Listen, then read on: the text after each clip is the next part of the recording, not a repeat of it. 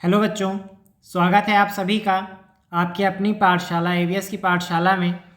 मैं मयंक और आज हम लोग क्लास 10th फिजिक्स के टॉपिक गोलीय दर्पणों से प्रतिबिंब का बनना। इससे पहले हमने क्या देखा था? अवतल दर्पण से प्रतिबिंब का निर्माण। अब हम देखने जा रहे हैं उत्तल दर्पण यानी कि कॉन्वेक्स मिरर।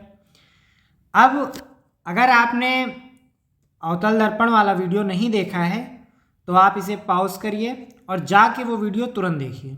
उसका लिंक आपको डिस्क्रिप्शन बॉक्स में मिल जाएगा। बाकी प्रीवियस वीडियो का जो पीडीएफ है वो आपको टेलीग्राम में प्रोवाइड करा दिया गया होगा। जो ये टॉपिक हैं ये हमारे यूपी बोर्ड और स्टेट बोर्ड में पूछे जाते हैं, ठीक है। तो आप चाहे यहाँ यूपी बोर्ड के हों या फिर किसी भी अदर स्टेट बोर्ड के हों, हमारा काम क्या है? पढ़ते रहना है, नोट करते रहना है, या फिर हम स्क्रीनशॉट भी लेकर रख रहे हैं तो कोई दिक्कत नहीं। आप कहीं भी बैठे हुए हैं, आप 5 मिनट का वीडियो आपने प्ले करके देख लिया। आप किसी फंक्शन में हैं, जैसा कि आपको पता ही होगा आजकल फंक्शन चल रहे हैं, तो हमें हर 1 मिनट का प्रयोग करना है, ठीक है। अगर आपको किसी टॉपिक में कोई प्रॉब्लम है तो उसे शेयर करिए, कमेंट करिए या फिर टेलीग्राम ग्रुप पर भी शेयर कर सकते हैं। तो चलिए स्टार्ट करते हैं। उत्तल दर्पण द्वारा प्रतिबिंब का बनना, ठीक है। अब हम यहाँ पर देख रहे हैं कि हमारे पास क्या है? एक उत्तल दर्पण है, ये है, ये क्या है हमारा? ये हमारा है दर्पण। और ये कैसा दर्पण है? ये हमारा है उत्तल दर्पण। अब यहाँ पर देखिए स्थिति क्या दी गई है? स्थिति दी गई है जब वस्तु अनंत पर स्थित हो।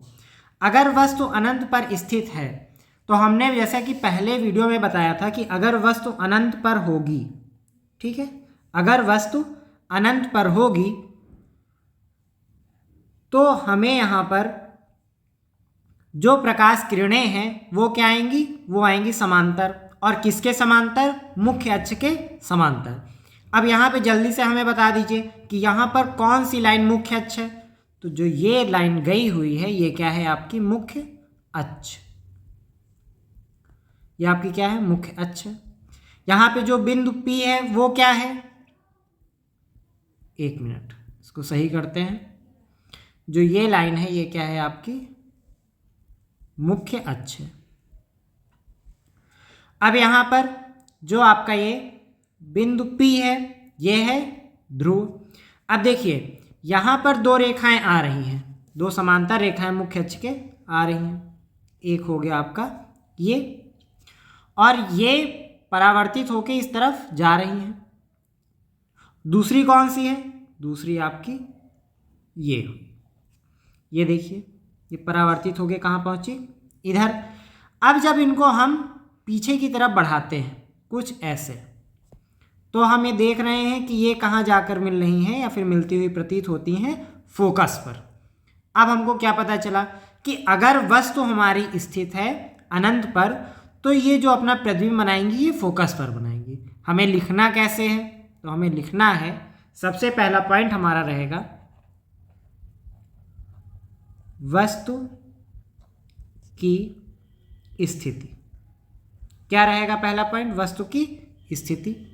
अब वस्तु की स्थिति क्या है? तो वस्तु की स्थिति है अनंत, तो हम वही लिखेंगे यहाँ पर कि वस्तु कहाँ पर स्थित है? अनंत पर। इतना हम समझ गए। दूसरा हमारा पॉइंट क्या रहेगा? प्रतिबिंब की स्थिति, तो हम उसको लिखेंगे प्रतिबिंब की स्थिति। अब प्रतिबिंब कहाँ पर बन रहा है? तो जो आपका प्रतिबिंब बन रहा है वो बन रहा है फोकस पर, तो हम यहाँ पर लिखेंगे फोकस पर, ठीक है। आगे हम अगला पॉइंट हमारा क्या रहेगा? प्रतिबिंब का प्रकार,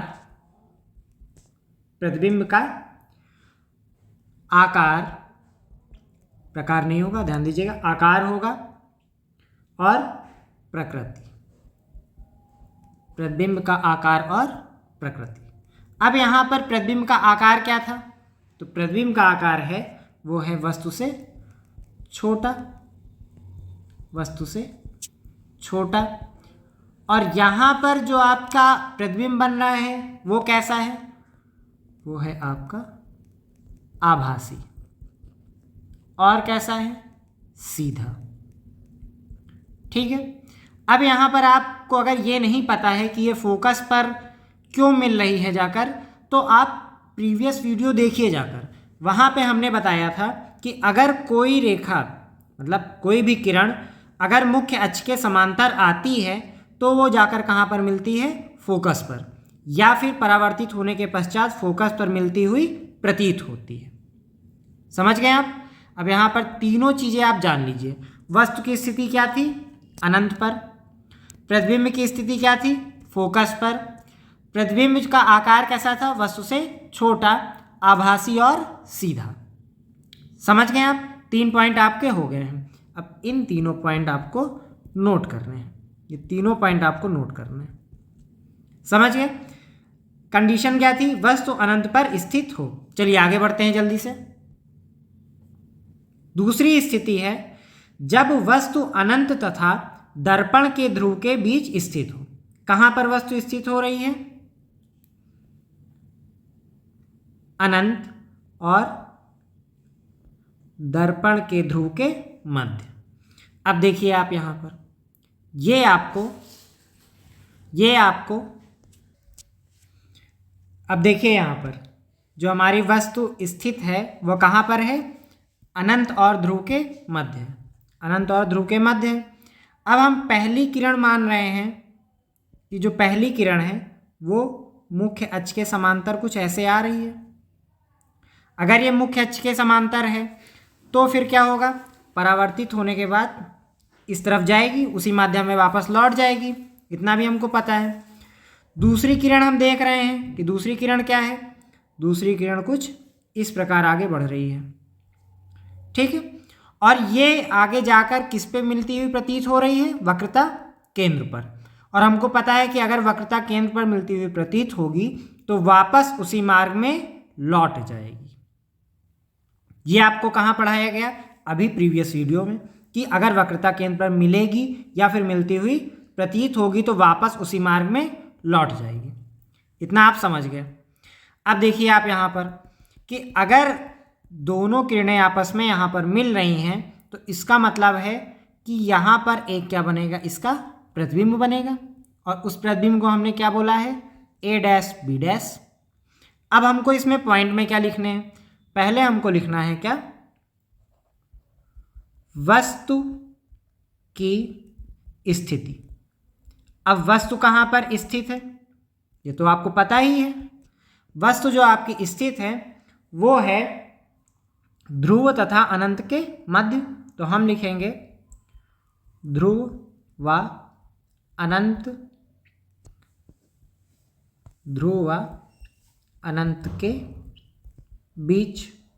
ये किसकी स्थिति हो गई, ये वस्तु की स्थिति हो गई। ठीक है। अब आगे हमको क्या लिखना है, प्रतिबिंब की स्थिति, प्रतिबिंब की स्थिति। अब जो हमारा प्रतिबिंब बन रहा है वो कहाँ पर बन रहा है ये बताइए जल्दी से। तो जो हमारा प्रतिबिंब है वो हमारा बन रहा है फोकस और ध्रुव के मध्य। तो प्रतिबिंब की स्थिति क्या होगी, फोकस व ध्रुव के मध्य। समझ गए आप। तीसरा हमें क्या लिखना है, प्रतिबिंब का आकार व प्रकृति। तो आप पॉइंट लिखेंगे प्रतिबिंब का आकार एवं प्रकृति। अब जो प्रतिबिंब का आकार है वो कैसा बनेगा, वो आपका बनेगा वस्तु से छोटा। तो आप यहाँ पर लिखिए कि जो प्रतिबिंब का आकार है वो है आपका वस्तु से छोटा, दर्पण के पीछे बन रहा है, यानी कि प्रतिबिंब कैसा होगा, आभासी होगा। इसको सही करते हैं, प्रतिबिंब कैसा होगा, आभासी होगा। और इसके साथ में जो इसकी स्थिति तो आप लिख ही चुके हैं, तो प्रतिबिंब वस्तु से छोटा, आभासी और सीधा। यहाँ पर देखिए प्रतिबिंब कैसा बन रहा है, यहाँ पर सीधा बन रहा है, बस वही हम लिख देंगे कि प्रतिबिंब जो है वो क्या है, सीधा है। चलिए, यानी कि आप सारे पॉइंट समझ गए। पहला पॉइंट क्या था? पहला पॉइंट आपका था वस्तु की स्थिति, ये आपको समझ में आ गया। फिर प्रतिबिंब की स्थिति, फिर प्रतिबिंब का आकार एवं प्रकृति। अब देखिए, अगर हमने उत्तल दर्पण लिया हुआ है तो यहाँ पर जो स्थिति होंगी वो केवल दो होंगी, या तो अनंत पर स्थित हो या फिर ध्रुव या अनंत के बीच कहीं भी स्थित हो सकता है। तीसरी कोई स्थिति होनी संभव नहीं है। तो हमने दोनों स्थितियों का अध्ययन अच्छे से कर लिया है। अगर आपने अवतल दर्पण का नहीं देखा है तो उसका लिंक आपको डिस्क्रिप्शन बॉक्स में मिल जाएगा। चलिए आगे बढ़ते हैं, क्योंकि दोनों स्थितियां हमने जान ली हैं। अब हमें जानना है कि अवतल दर्पण के उपयोग क्या क्या हैं। एक चीज़ आप अच्छे से जान लीजिए, अवतल दर्पण के उपयोग ये पेपर को देखते हुए बहुत इंपॉर्टेंट है। पेपर में ये पूछा जाता है, कई बार पूछा भी गया है। अवतल दर्पण के उपयोग, पहला पॉइंट क्या है? पहला पॉइंट है बड़ी फोकस दूरी व बड़े द्वारक के अवतल दर्पण का उपयोग किसमें होता है? दाढ़ी बनाने में किया जाता है। मतलब दाढ़ी बनाने यानी शेविंग में किसका प्रयोग किया जाता है? अवतल दर्पण का। और वो कैसे होते हैं? उसमें जो फोकस दूरी होती है और जो उनमें द्वारक होता है वो बड़े होते हैं। ठीक है, आगे आते हैं। सेकेंड पॉइंट, छोटे अवतल दर्पण द्वारा प्रकाश की किरणें परावर्तित करके डॉक्टर आँख, नाक, गले आदि का निरीक्षण करते हैं। कौन करता है? डॉक्टर। और किसका निरीक्षण करते हैं? आँख, दांत, नाक और गले का। हमें क्या जानना है कि अवतल दर्पण कैसा होता है? वो एक छोटा अवतल दर्पण होता है। नॉर्मली जो पूछा जाएगा आपसे यही पूछा जाएगा कि अवतल दर्पण के उपयोग बताइए। समझ गए आप? चलिए तीसरा पॉइंट देखते हैं। सौर भट्टियों में सूर्य के प्रकाश को केंद्रित करने के लिए बड़े अवतल दर्पणों का उपयोग किया जाता है। ठीक है, अब सूर्य के अवतल दर्पण का ही प्रयोग क्यों किया जाता है? क्योंकि हमें पता है कि जो अवतल दर्पण होता है वो जो आपकी प्रकाश किरणें हैं उनको क्या करता है? कन्वर्ज करता है। तो अगर कन्वर्ज कर रहा है, अगर वो कन्वर्ज कर रहा है यानी कि उसमें किसका प्रयोग होगा? अवतल दर्पण का प्रयोग होगा। तीनों पॉइंट आप समझ गए होंगे। चलिए आगे बढ़ते हैं। अगला पॉइंट है अवतल दर्पण का उपयोग टेबल लैंपों के शेडों में किया जा सकता है, जिससे थोड़े स्थान को अधिक प्रकाशित किया जा सके। किसमें किया जाता है? टेबल लैंपों के शेडों में। टेबल लैंपों के शेडों में आपसे क्वेश्चन इस तरह ही पूछ सकता है कि टेबल लैंपों के शेडों में किस दर्पण का प्रयोग किया जाता है। तो वहाँ पर सीधा हमारा उत्तर जो होगा वो होगा अवतल दर्पण।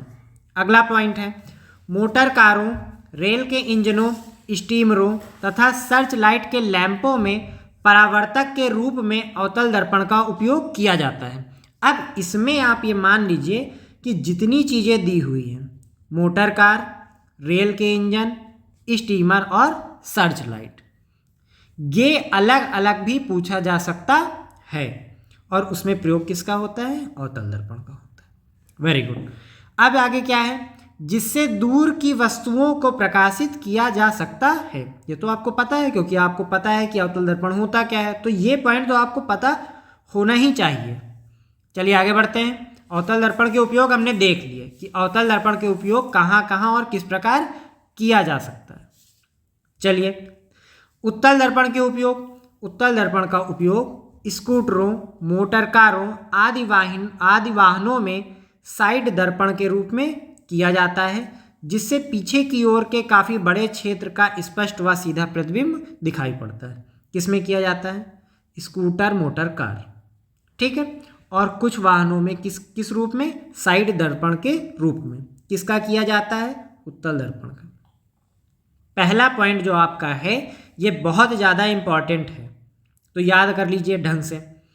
अगला पॉइंट है उत्तल दर्पण का उपयोग गली तथा बाजारों में लगे हुए लैंपों में, किसमें है? लगे हुए लैंपों में परावर्तक पृष्ठ के रूप में किया जाता है, जिससे लैंप का प्रकाश अपसारी किरण पुंज के रूप में गली तथा सड़क के काफ़ी क्षेत्र तक फैल जाता है।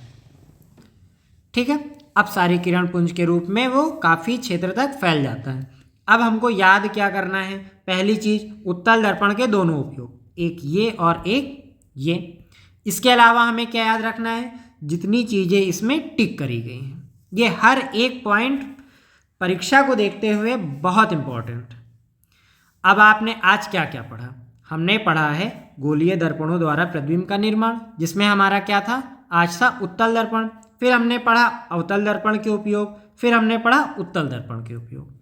ठीक है, बाकी अगर आपने वीडियो नहीं देखे हैं बाकी के पिछले, तो आप देख लीजिए, क्योंकि अगर आप सीधे इस वीडियो पे आ रहे हैं तो हो सकता है कि आपको समझ में ना आए। अगर आप वहाँ से पढ़कर आ रहे हैं फिर भी समझ में नहीं आ रहा है तो आप कमेंट करिए टेलीग्राम ग्रुप पर। आप अपने जो भी आपकी प्रॉब्लम है उनको शेयर करिए, और जिसने सब्सक्राइब नहीं किया है वो सबसे पहले अभी सब्सक्राइब करेगा, फिर वीडियो को लाइक करेगा। ठीक है, हमने आपसे वादा किया है कितने परसेंट का? 95% प्लस का, तो हमें लाना ही लाना है किसी भी स्थिति में 95% प्लस। ठीक, अगर हमारा वादा आपसे है तो इसे हम लोग मिल के पूरा करेंगे। थोड़ी मेहनत आपको करनी है, बाकी की मेहनत हम लोग मिल के करेंगे। यहाँ पर क्या दिया हुआ है? QR कोड आपको दिया है, इससे टेलीग्राम ग्रुप आप ज्वाइन कर लीजिएगा। शेयर नहीं किए हैं तो शेयर कर दीजिए तुरंत। बाकी आपको फ्री PDF टेलीग्राम पर प्रोवाइड करा दिया जाएगा। ठीक है, तो आप मेहनत से लगे रहिए। मेहनत, दृढ़ता और समर्पण ये आपको 95% के बहुत करीब लेके जाएगा, और इसको हमको खींच के लेके जाना है 98% से ऊपर। ठीक है, थैंक यू।